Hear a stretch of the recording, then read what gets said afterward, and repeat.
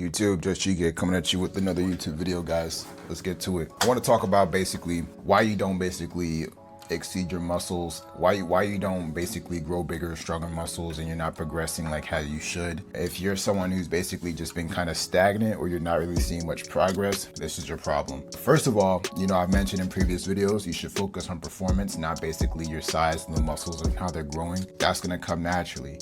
If you focus on your performance and see, okay, I'm doing more reps, I'm doing more weight, then yeah, your muscles are gonna get bigger no matter what. It doesn't matter. Focus on like strength building.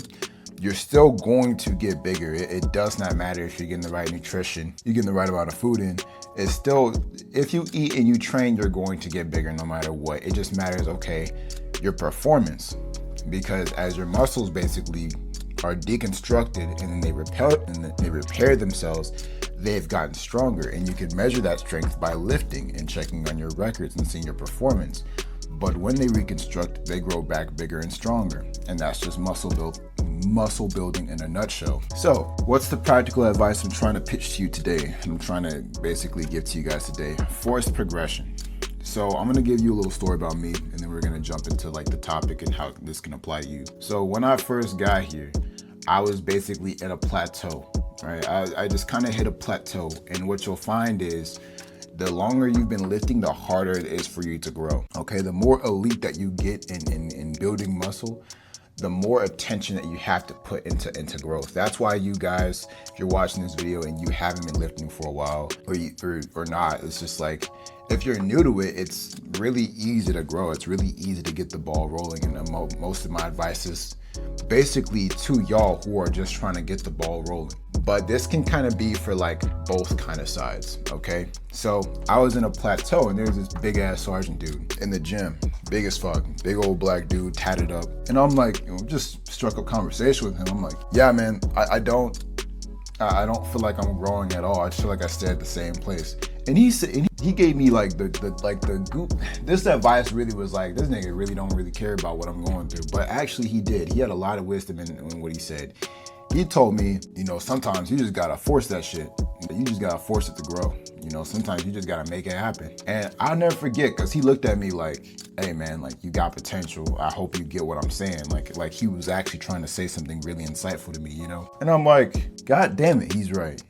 And that's when I realized I had basically disobeyed the law that I fundamentally established my interest for fitness when I first started, was that you have to push your limits.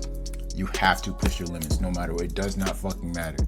If you reach a plateau, put on more weight, Sometimes you need to eat more. So it was when I did forced progression, when I just basically just made myself put on more weight, I noticed that I'm actually a little bit more capable than I thought. Then when I actually started getting into a caloric surplus, that's when my strength went up like crazy. So what I did was, military, we get 3 meals a day, because the DFAC here, it's not really that great, but you have the DFAC here, and then I like add snack. So what you want to do is you want to make sure that you're actually pushing your limit, and that you're actually getting, if you're a seasoned lifter, that you make sure you put yourself in a caloric surplus if you're trying to build more strength, or make sure that you're getting enough protein in.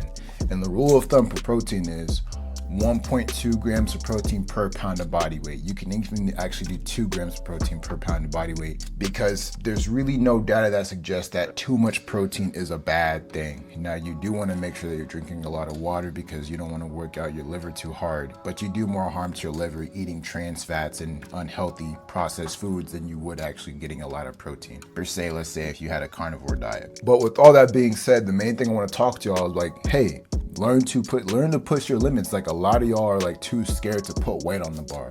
A lot of y'all are too scared to go past because you're scared of the pain. People are really just scared of the pain that comes with actually having to push themselves. Because if you think about it, like, what's the worst that could happen? Like, you're not gonna die. You're not gonna, unless you're like doing a bench, then benching by yourself, I mean, you're not gonna die. Like, nothing's gonna happen. Obviously, you should know your limits and know your edge. But at the same time, it's like, what are you scared of? Like, what do you have to lose? That's kind of the fun of the whole thing. That's kind of the whole point. You're trying to see how much you can take. You're trying to see how much you can do. You're trying to push your limit to see the boundaries of your being. And that actually goes into life. Like, life in itself is, that's the joy of life. You have to see the boundaries of your being. have to see to what extent can I be or not be.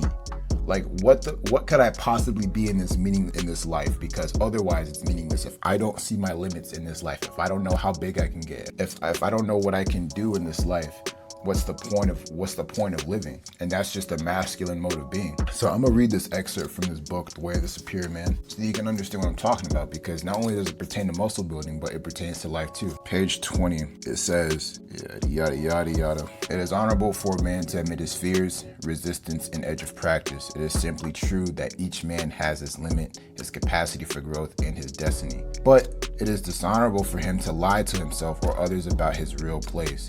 He shouldn't pretend he is more enlightened than he is, nor should he stop short of his actual edge. And I'm gonna talk on that because, man, I will coach people and they'll do less weight than I know they can. I've seen this, man, this girl was doing like tricep extensions. I was showing her how to do it. And she said, oh, done. I'm like, okay, yeah, you're gonna add more weight because that's bullshit. And she's like, that was really hard. I don't think I need more weight. I think that was right for me. That's the point. It's like people assume that what's right for them is what's comfortable. And that's the problem. If you assume what's right for you and what your life is supposed to be is comfortable, you wouldn't get there. I mean, like, look at life in general. People, if you're in the self-improvement space and if you have an ounce of brain power, you understand that living a comfortable life isn't good for masculinity. It's not good for growth. Comfort is what kills. Everyone knows the phrase comfort kills. Why should that be the same case with fitness? Why should you go to the gym and do the weight you know you can do? Every single time, every week, or at least every 2 weeks I go to the gym, I'm attempting a weight that I've never picked up before on a workout. I've never picked up hammer curls, 70 pounds on hammer curls up until a couple weeks ago. Guess what? I got to the point where like I'll pick up the 80s now and see what I can do. I'll do like 5 reps, 6 reps, because that's just what I like to do. And that's how you have to be in your fitness journey. Why? Because if you live on the edge of fear, you're focused. If you're doing things that scare you, if you're doing the thing if you're in foreign territory, it's no longer about passing time. You're no longer at the gym at that point. You're in the workout. You're in the zone. That's what the zone is called. It's the perfect equilibrium between being in an unknown, foreign, uncomfortable, chaotic environment territory, and then partly being ordered and controlled and structured.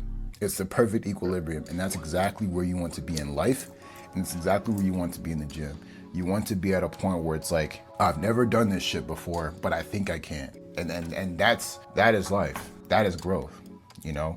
And so when this book by David The Way of the Superior Man is saying, a man must know his real edge and not fake it. In the gym and in your life, ask yourself, what is it that I'm actually like scared of doing? In this exact workout, what is a weight that like I might actually feel like I might fail on? And that's what you want to do. You want to pick up that weight. That's the weight you want. And even in life, that's the goal you want, you know? Do I know if I can be a YouTuber? Do I know if I can reach thousands of subscribers or whatever the fuck? Hey, nigga, I'm about to find out. And that's what makes this fun, you know? But guys, that's pretty much it for the video. You need to up your damn weight. You need to make sure that you're pushing yourself properly, because if you don't, you're just being a flaccid penis in the gym. There's really no point in you being there. You know, there's really no point. And the upside to doing that is that your workouts are far more effective in a less amount of time. So the way that I train very, very intentional, high intensity strength training. I have low reps. I have probably like 5 or 6 sets. I don't even think about the sets because I just go up until I've reached my limit. That's just how I train. So sometimes I'm doing like 6 sets of the same workout, but it's very, very effective. And I'm always growing. I'm always getting stronger. Okay. But then with that, you need to make sure that you're feeding your muscles and that you're repairing properly. Okay. And in conjunction with that, so that I don't forget, when you're training like that, do it once a week. So how my split is, and I'm going to speak slowly so that you can kind of grasp this split so you can know what I do and maybe you can incorporate that. I'm in shoulders and traps. Monday, I'm in chest and triceps. That's my push day. Tuesday, I'm doing back and biceps. That's my pull day. Wednesday, I'm hitting legs. Thursday, I'm doing calisthenics movements. So that's push-ups, pull-ups, weighted pull-ups, weighted push-ups, dips. And then Friday and Saturday are my rest days. So those days that I don't work out. And that's just how I like to do it. And I give each of those muscle groups, I sent them straight to hell I sent them on the edge. They're literally on the edge on those days, just basically growing.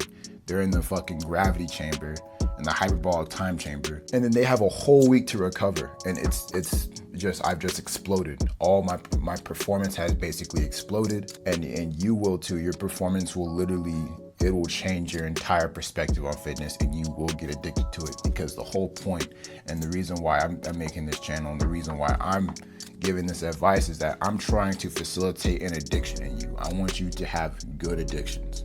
All right, you obsess over it. You need to be obsessed with something as a man, something good, okay, other than just bitches. So guys, that's it for the video for real this time. I'm not gonna drag this on too long. If this was helpful to you, go ahead, like, subscribe, holler back at your boy for the next one, and peace out.